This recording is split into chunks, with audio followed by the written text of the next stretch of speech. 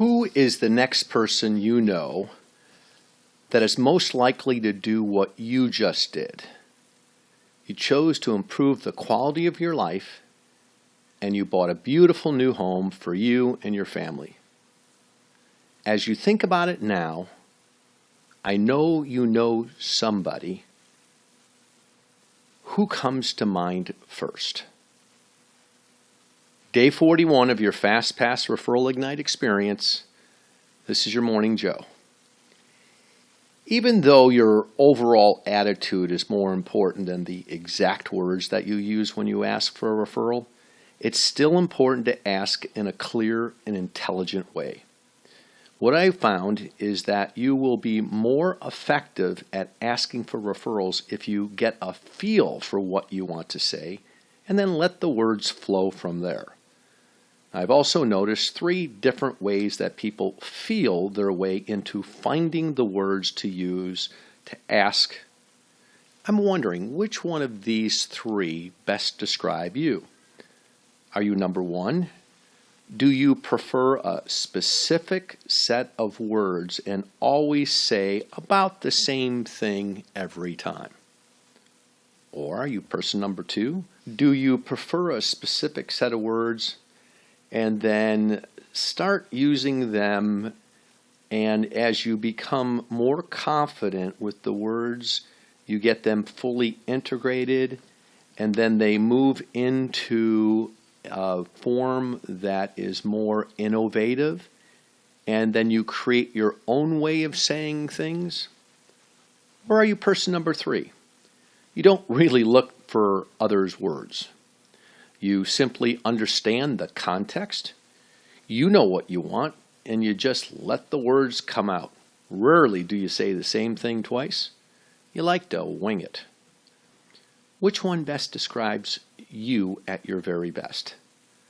Let's say they all can work equally as well as long as you practice.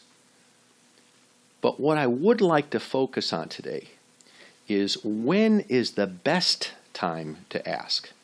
Not what to say, but when is the best time to ask. Now, of course, you've heard every chance that you get, and that certainly can work if you're comfortable with that approach. However, experience shows that you'll get a higher quality referral when you ask when you have a positive affirmation from a person who already has some degree of relationship or trust with you. So, for example, when you're talking with a client whom in the last maybe 3 to 6 months you have worked with, and maybe they bought or they sold a home with you, and you say to them, "Hey Josh, let me ask you a question. While we worked together to help you find your dream home, what did you like most about the work that we did together?" And Josh says, "Joe, I thought you did a really nice job. You were patient with us, and you kept looking for homes until we found the right one." Now, in this moment, we have a choice. If your client appears to be genuinely engaged in the conversation, and they seem open at this point, you might say something like this. "Hey Josh, I'd love to ask you for some help, but I want you to help me only if you're comfortable. If you're not comfortable, just say so." And Josh might say, "Yeah, what can I do for you?" Now, in that exact moment, you have just created space for you to ask. Now, without getting into all the subtle nuances that occur inside these language patterns, I want you to get a bigger picture. You're simply creating the space to ask. And I call this the referral moment.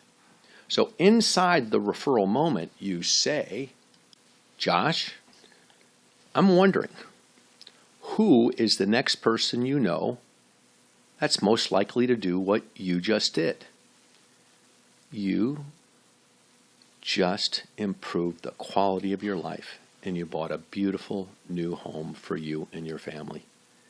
And as you think about it right now, I know you know somebody. Who comes to mind first?" So now you have 3 choices. You can memorize that script word for word and say it exactly the way that I said it. Number two, you can memorize the script, and then when it's time to speak it, allow a version of your innovation of that script to come out naturally, or forget what I just shared with you and do whatever you want and just wing it. So today, I bring into your awareness, what is the referral moment? And for the next few Morning Joes, we will explore more thoughts about asking for referrals. After all, when you ask, you get 3 points. But equally as important is once you ask your client directly and specifically one time, you've embedded a very solid memory for them.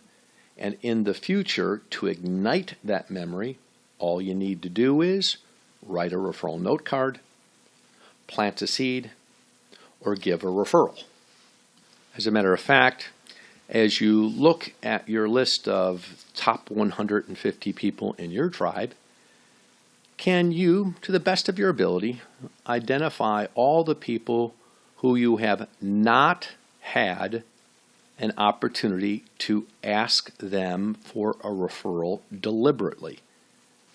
This is a great list of people that you can now consider as your to ask list.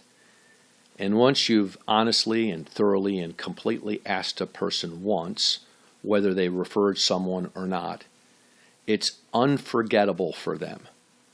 They are clear you would like them to refer you. And they will when they notice a person who needs your help.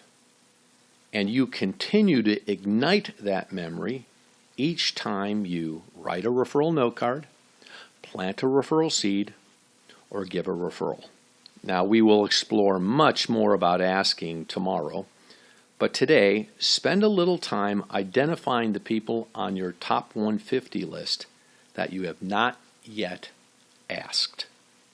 I'll see you tomorrow morning at 6 a.m.